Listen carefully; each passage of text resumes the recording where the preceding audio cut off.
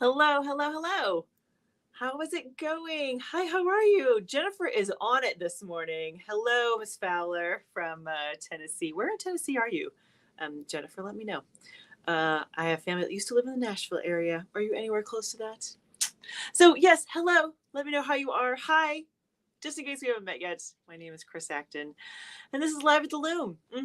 It's our little 30-minute time to it's time for us to get together and chat, talk about weaving, life, all the things. It's coffee clutch, just with a loom involved. Oh, Jennifer is in Tullahoma. Oh, I've never heard of that. Where is that near, Jennifer? Oh, Cindy's on this morning. Hello, Cindy and Laura. Hello. Hi, everyone. So glad to see you. Oh, hello, Tanya. Yes. Hello, Ellen. She's here with her coffee. Yes, I know. Love that. Working on some tea. I know no one is surprised. Not a single person. So, how the heck are you? Let me know where you're watching from, what you're drinking this morning, what is happening in your corner of the world. I have a little green tea happening this morning, and let me just tell you, it's been a busy morning. Yes. Hello, Scott from Atlanta. Uh, Hello from Greece. Oh, how wonderful. Oh, I love that. Hello, Sherry. Thank you. And Sam. Sam's working on some tea too. You're my people. I understand. Hello, Camilo. Is that how you say it? Camilo? Or is it Camillo? How do you say it? I'm going to butcher it. I'm so sorry. I'll just apologize now. Jennifer says she is 45 minutes past Murfreesboro. Oh, Tullahoma. Ooh, very cool. I love that. Oh, Magda's from Greece. I love that. Thank you, Magda. Hi, Janet from Maryland and Kim from Oklahoma. Woohoo! Excellent. Hello, Lori. First time welcome. Oh, yay. She prefers espresso. Oh, I don't blame you. I love the smell of coffee, by the way. Hi, Glenna in Montana. Hello, Laura from, what is it? Petawawa?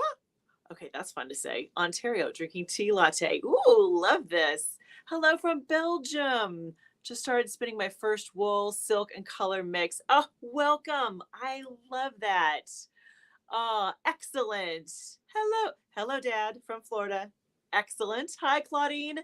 From Cumbria. Ooh, awesome. Yes, Happy New Year to you, Claudine. I love that. Hi, Cheryl from Mount Rushmore. Ooh, how glamorous is that? I love that. Hi, Wendy, who's in Colorado, and Maureen. Maureen's in Kalamazoo. We know that. Love that. Hi, how are you guys? Hi, Sue Ann from Seattle. Excellent. We are just covering all the bases today. I love that. Yes. Oh, hi, Debbie from Arkansas. Perfect. And Tanya's working on some plain tea. Orange pico plus water. Yes, I can understand that. It's a good day for any kind of hot beverage, isn't it? I love that. So, a couple of you alluded to the fact that I was on Textiles and Tea. Yay! It was so much fun. It was a blast.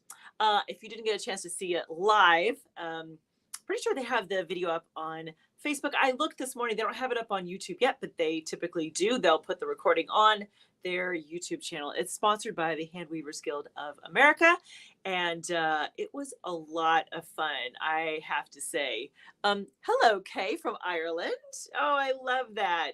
How wonderful. So, anyways, Textiles and Tea was a blast. Now, let me know, have you guys seen Textiles and Tea before this? Have you ever watched an episode, or was this your first one? Let me know if you're a regular, if you watch it every Tuesday, or if this was your first introduction to Textiles and Tea, because it's a good time for sure. Hello, Belinda from New Jersey. I love that. Welcome. I'm so glad you guys are here.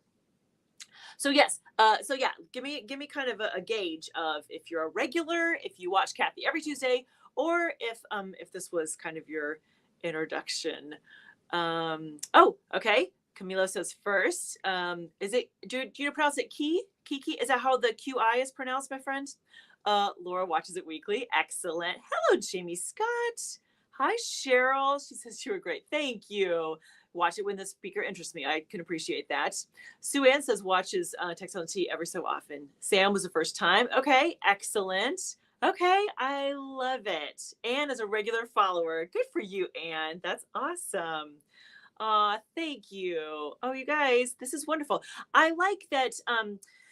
That Sherry says every Tuesday I set my phone alarm. I understand that. I have it on my calendar. It doesn't mean I always watch it on Tuesdays, but I'm the same. I'm the same way. Yes. Um, yeah, it's pronounced Kiki. Thank you so much. I appreciate it. Yes, thank you. So yeah, it's if you haven't started to watch it before, uh, Kathy's had some really, really interesting people on there. Like some, these are heavy hitters she's had on there, which has been so cool just to kind of get to know them as a person. Because if you have the book that they wrote, but you don't know anything about them beyond the book, then it's so lovely to kind of see the conversation and kind of relate to them a little differently. So certainly if this was your first time watching Textiles and Tea, keep an eye out. She's got all kinds of great guests coming up. Speaking of which, a friend of mine, Melvina Hodges, is the guest for next Tuesday. As I looked at the calendar, I thought, what are the odds that we would have two weavers from Northwest Indiana area on Textiles and Tea back to back? But I'm very excited for Melvina. She is the coolest, honestly. She is. She's interested in a very different kind of corner of the weaving world, and she does it so well. You guys, just mark your calendars for next Tuesday. She is amazing. But for me, it was so much fun. Kathy is delightful. And boy, we had a good time. I felt like we could have just kept talking. We could have just kept going. And a huge thank you to everyone who was on the Zoom and offered up questions, because your questions were great. And you know what's funny? What's interesting about Textiles and Tea is that Kathy's very organized. She has a set of questions that you get ahead of time. So I kind of knew what questions were coming. I mean, part of it is off the cuff, of course, but I kind of knew what was going to be kind of on the agenda. And you know, I can be a talker, but as I glanced up at the clock and we're almost through the questions and it's only like 20 minutes after. I was like, oh, okay, that's what it feels like. Because you know, I do a half-hour show with you guys every week. Half-hour show, not the same as an hour.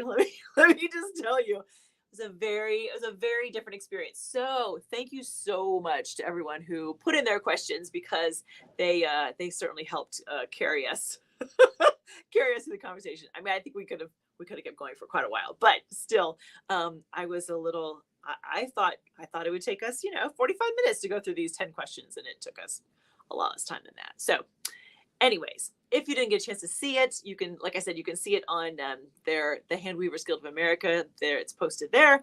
Or I'll let you know when they have it on if you're a YouTube person only, great. I'll let you know when they have it available on YouTube and you can watch it there. So, but in the meantime, you can always go to their channel. They have, I don't know how many episodes they've done so far. They started it, I think, with COVID in 2020, if I'm not mistaken.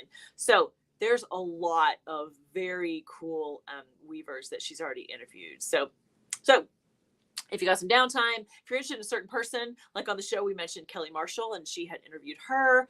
Go ahead and pop over and you can check it all out there. So again, just a huge, huge, huge thank you. You guys showed up. It was just so cool. And I'm so honored that you were all there to experience it with me. It was just a blast. And most of that's because you were there cheering me on. So thank you, thank you, thank you. Let's see. Yeah, Sue Ann says it often takes them a week or two before it shows up on YouTube. Yes. And so do you know what? I will be sure to let you know when it's on YouTube and you can watch it there, because I realize that not everyone does all the platforms, which I totally understand. So if you're a YouTube person, no worries. I'll keep you posted. Just keep an eye out and I'll let you know when the video is up and you can watch it. So let's get to the good stuff. How are your projects going? It's a new year and we're starting on all the good things. How is it going? First of all, did you get any kind of presents? Did you get those done in time? Did you get them off the loom and finished and delivered? How did all of that go? So lay it on me. Let me know how the projects are going. Jamie said she had to work, so I was looking forward to watching for the first time. Sad to miss it. Oh, no worries. No worries, my friend. There's a lovely recording out there that you can enjoy at your leisure. So, yes, projects for me. Okay, we'll get to mine. We'll talk about that in just a minute. But on the big loom, I have a project that is almost finished. It's not one that I can share at the moment, but But the one that comes up next, that's going to be fun. So we'll definitely work through that together. Ellen is starting on a set of custom Valentine's towels. Oh, I saw the picture, Ellen. Very lovely. Oh, the towel. Okay, if you guys aren't following Ellen, she's delightful. Threading's hand woven. She's the towels. If I remember, Ellen, correct me. They're like cream, but they have these red stripes in them. They're very pretty. Lori says she's off to a great start with her weaving. Snowstorm kept us home and productive. There are benefits, right? There are times when you're like, hey, cancel all my plans and stay inside. Yes, please.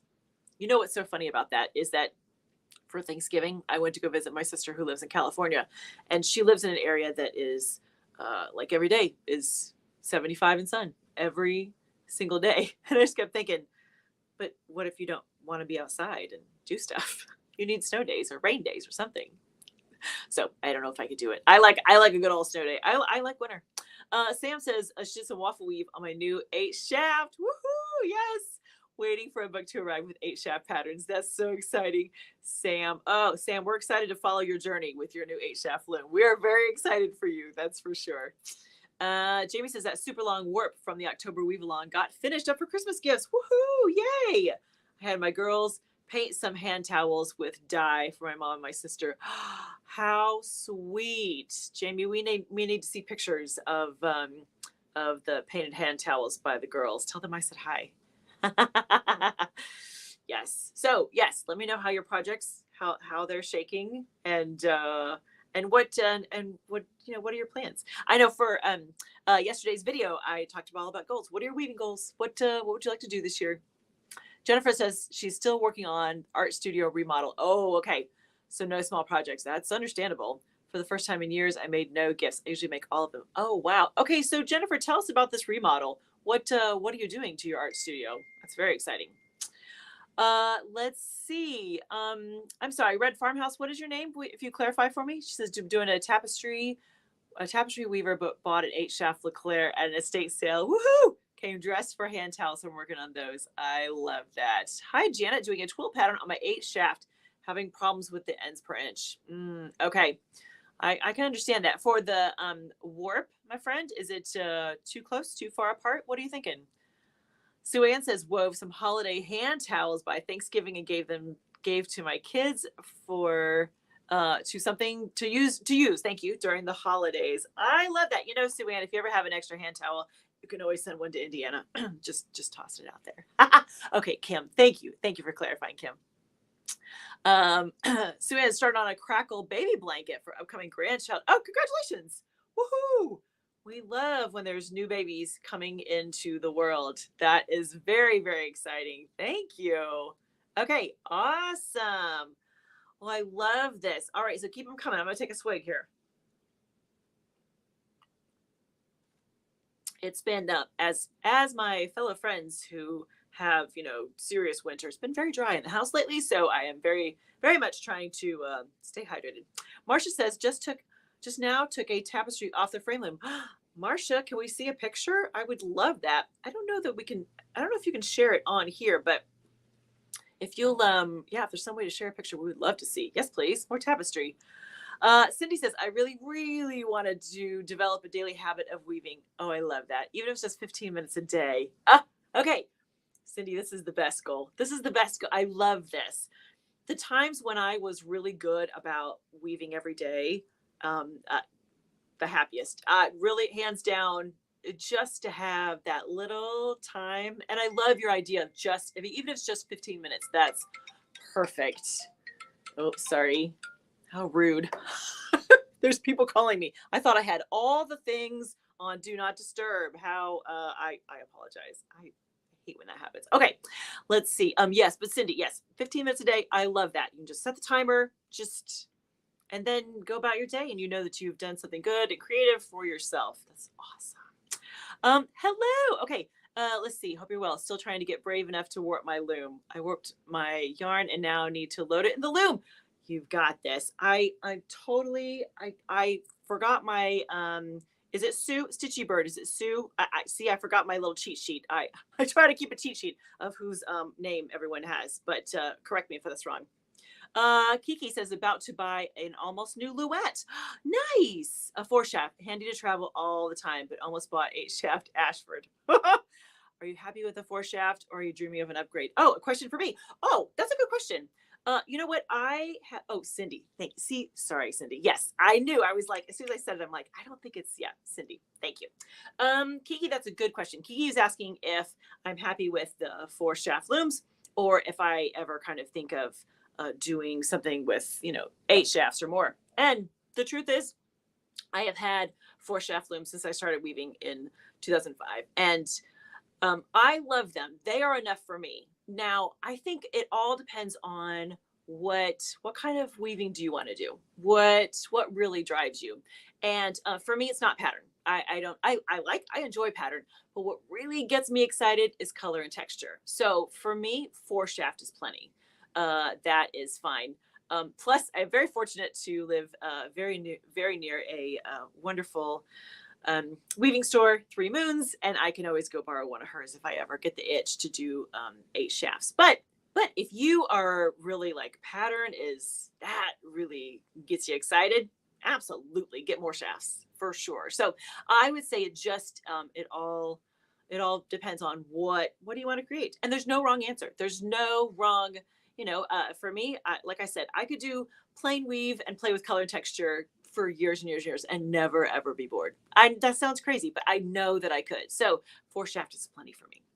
Let's see. Jennifer says we have this is the art building. Okay. Jennifer says has a 13 by 17 outbuilding space. We took back to the framing. Oh, wow. Down to the studs, huh? New walls, custom storage, tables, etc. There's room for spinning wheels, rigid heddle loom, oil painting, sewing. Oh, I love this. This is like a whole little art center. Kiki says it looks so something without complicated without a computer. Oh, no. You could totally do it. You could totally do it. Yeah, Kiki says more of a fabric and color texture person. Yeah, absolutely. Yes. No, that's a very good question though, because I think there is this, there can be kind of this assumption that once you get into it, you just get more and more complicated looms and do more and more complicated patterns. And you don't have to. I give you permission. You don't have to. You can just play with whatever you like. That's the beauty of weaving. It's such a big world. You can really pick your corner and just stay there. Do what makes you happy. And if you don't know what that is, try a whole bunch of things and then lean in. Sue Ann says, dreaming of a 16-shaft Ashford. See, I love that. I'm into pattern and want to do some draw loom like patterns. How cool. Sue Ann, keep us posted on your progress there. Okay, so it's just about time. Let's see. Kiki's doing what is Ibrahim? Oh, I love that. And dyeing indigo. Oh, cool. Camille, 8-shaft, love wild color combinations. Yes. Claudine says, I'm a brand new weaver, only got interested a few weeks ago. Oh, wow. Look at you. Bought a rigid heddle just for Christmas. Nice. In the 4 so weeks since I've been watching you, I've learned color theory, patterns, tension, warping. It never occurred to me that you don't even use a rigid heddle. Oh, thank you. Okay, thank you. That is high praise, Claudine. Thank you so much. Okay, see, and you just told me, I'm so sorry. Newbie question. How do you keep track of where you are in the draft while weaving? I'm always getting lost. How do you keep track in the draft while weaving? That's a good question. You know what? This came up once upon a time. We had some great answers. Couple things. If I have a complicated pattern, I like an index card. I'll just tape it right there on my loom, just so I can kind of keep track. But Rebecca over at 3 Moons does something that is so clever. She has like a string, and she has little beads that have numbers on them. And as you throw your shuttle, throw a pick, then you move it. It looks like an abacus, but you move a bead from one side to the other, and that helps you keep track of where you are. Now you have to remember to move the bead, of course, but there's some great ways to do that.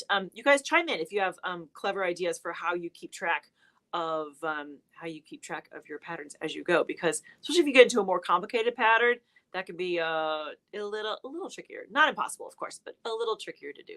So yeah, Jamie uses a Post-it note, piece of paper taped to the loom, move a clothespin to each sequence as I progress. Oh, that's clever. I like that. Clothespins are fun. So, okay, so you guys keep put in the chat then your ideas for how to keep track of a pattern, and we will carry on, first of all, I wanted to mention that I'm very excited. The Dress Your Loom course is available right now for you. And I'm going to have a lovely Q&A tonight. So I'll give you kind of the overview of what the course includes. I've got kind of question and answer stuff. Come with any questions you have if you're curious about it. And we will kind of carry on. It's only going to be for sale for a limited amount of time.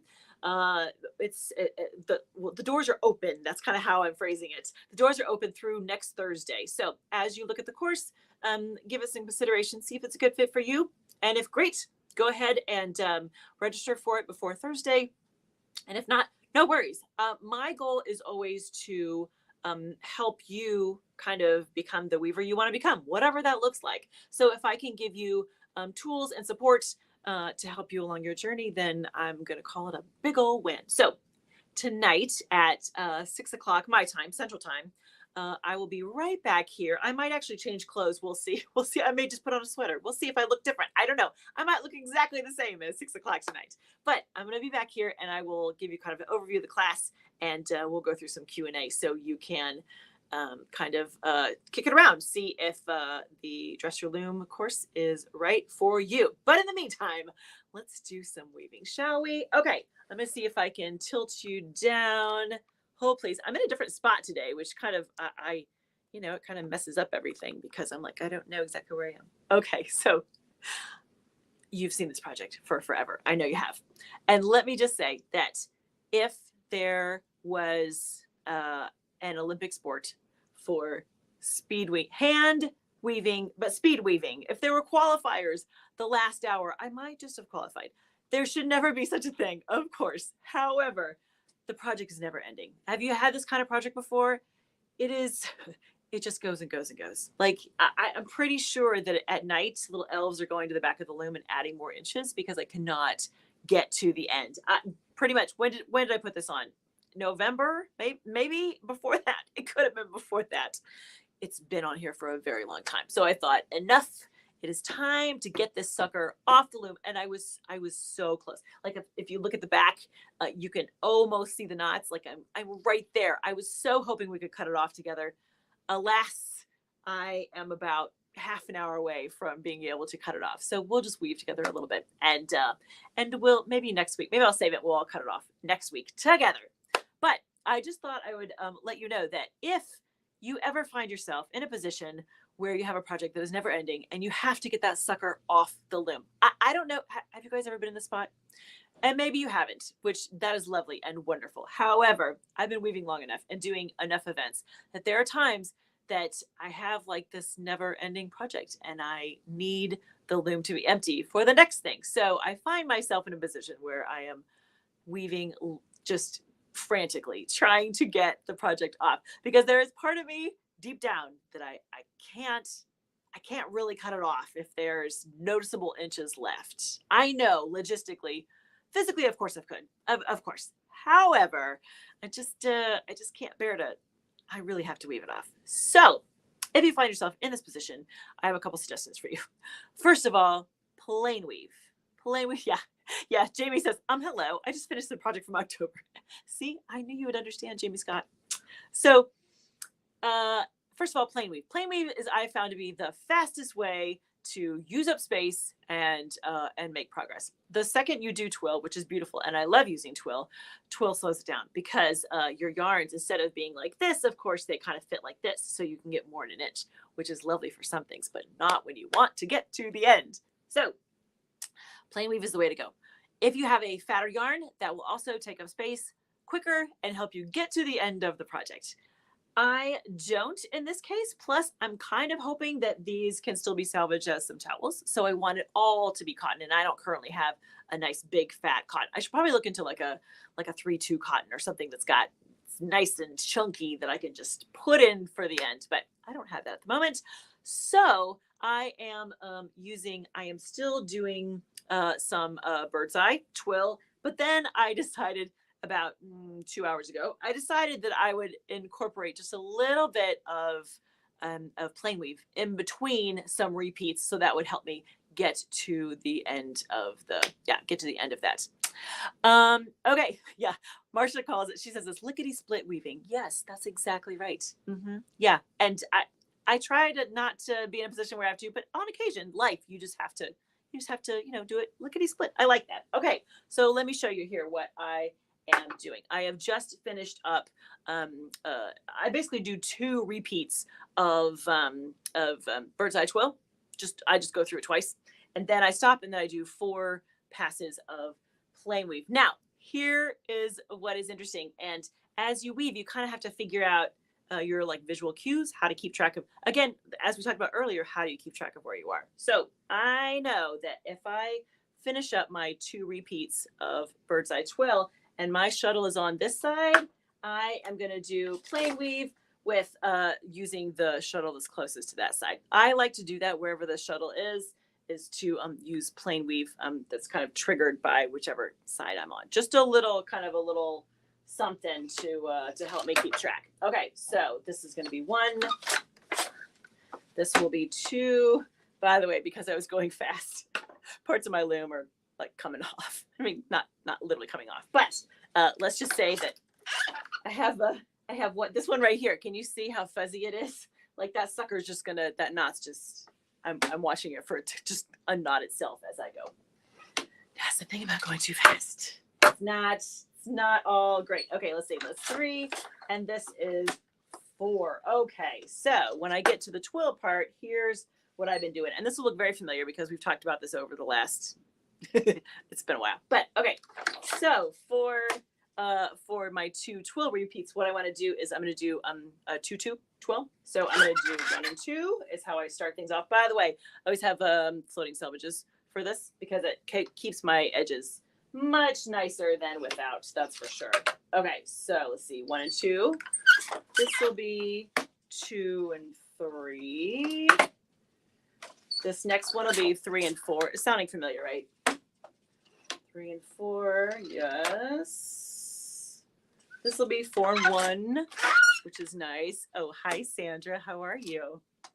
Okay, let's see. I'm gonna come back. That's kind of the point of the diamond. I'll come back. This is 3 and 4. Dun, da, da, da. All right, this is 2 and 3.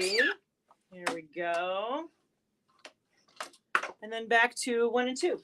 That's 1 repeat right there. Chris says to keep track of the pattern, I use a knitter's row counter taped to the top of my castle with painter's tape. Brilliant. Brilliant. Yes. Okay, so that is 1 repeat. Can you see that? That's what we just did right there. Okay, we'll definitely cut it off together next week because I've used a lot of colors in this pattern, and we are gonna, I don't even remember what's at the very beginning. We will definitely come back, and I want to look at that together with you. We'll do that for sure. Okay, so let's see. Did I just go? Oh, see, undo, just that one. There we go. I wasn't paying attention. I didn't switch. Here we go.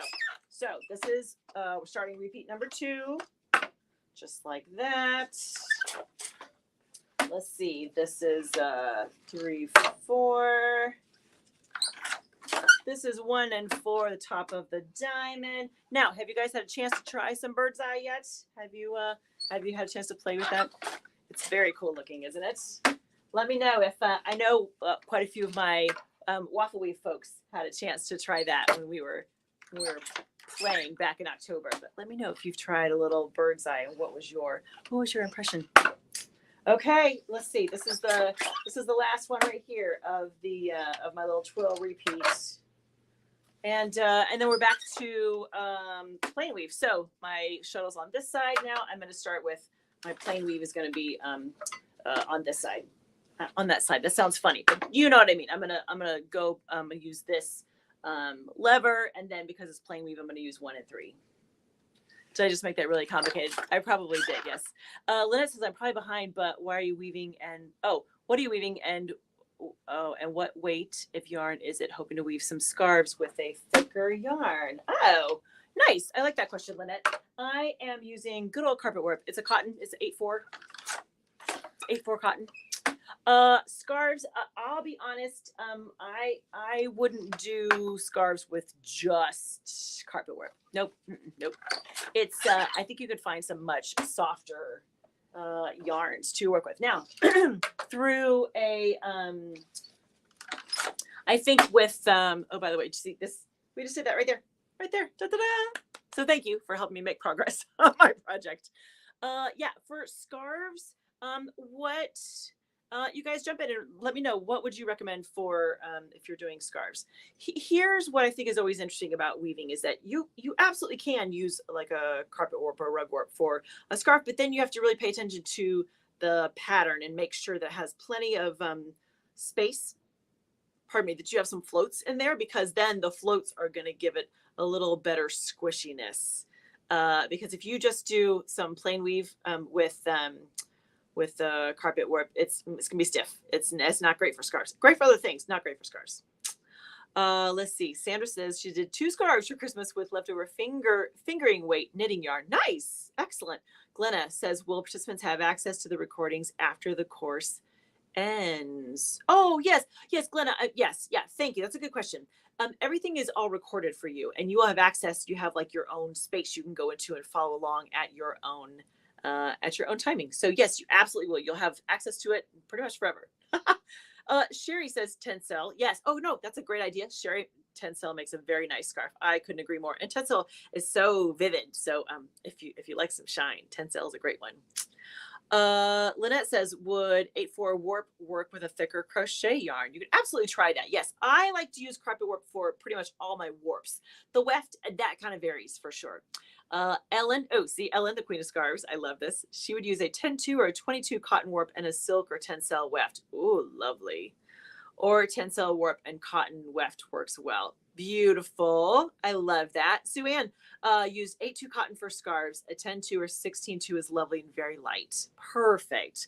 Claudine says cotton, acrylic, lamb's wool, merino, etc. All great for scarves. Yeah, absolutely. Sam recommends baby alpaca for both warp and weft. Ooh, so soft. I can't even. That would be like a cloud. That baby alpaca is so good. Sue Ann says her favorite yarn for scarves is bamboo. Oh, you know what, Sue Ann? I'm glad you mentioned that. I forget about bamboo, but it's a lovely fiber. Let me know. Do you have? I've never tried a warp with bamboo. Do you have any trouble with it breaking, or is it's plenty sturdy and there's no problems? Sandra says difference is decorative scarf versus warm winter scarf. Oh, that is a key point. Yes, that is. Yes, that does make a difference for sure. Do you need it to really keep you warm, or is it just to match your outfit? No, that's a very good point. Sue Ann says bamboo is fine. Okay, great. Oh, I love that.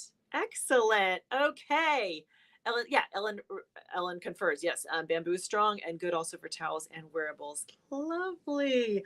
Okay, well, look at us over time. Boy, I was chatty today. This was so much fun to have everybody here. So let's we'll wrap it up with a bow, shall we? First of all, if you haven't signed up for my weekly love notes, you're officially invited. Every Wednesday, I send out a little hi, how are you to my community and just let you know what is happening for that week and what is coming up.